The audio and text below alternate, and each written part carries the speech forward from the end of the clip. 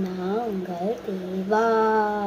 இன்னைக்கு கிறிஸ்பியான pasta chips செய்ய போகிறோம். வாங்க எப்படி செய்யறதுன்னு பார்க்கலாம். இந்த குண்டு கரண்டியும் இந்த பெருசானும் தேவைப்படுது. அதுக்கு கொஞ்சோண்டே இது போட்டுக்கலாம்.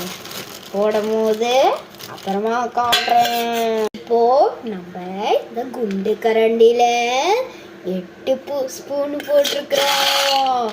அதுவும் இந்த மாதிரி தான். இப்போ இதை நல்லா வேக வச்சு எடுத்துக்கலாம். நல்லா பாஸ்தா வெந்து வந்துருச்சு. இப்போ கார்ன்ஃப்ளவர், மைதா மாவு, அதுக்கப்புறம் கொஞ்சோண்டு உப்பு, அதுக்கப்புறம் சில்லி பவுடர் ஆட் பண்ணிவிட்டு நல்லா கலக்கிக்கலாம். எனக்கு கையில் கலக்க சோம்பேறிதான், அதனால ஸ்பூனில் கலக்கிட்டுருக்கேன்.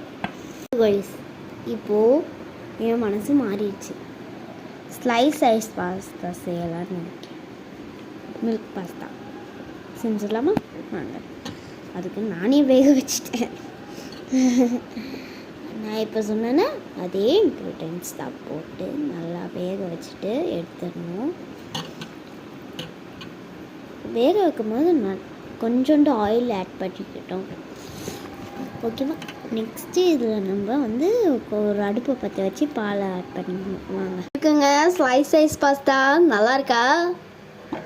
நான் என்னென்ன ஆட் பண்ணணும்னு தெரிஞ்சுக்கணுன்னா ஃபுல் வீடியோவை பாருங்கள்.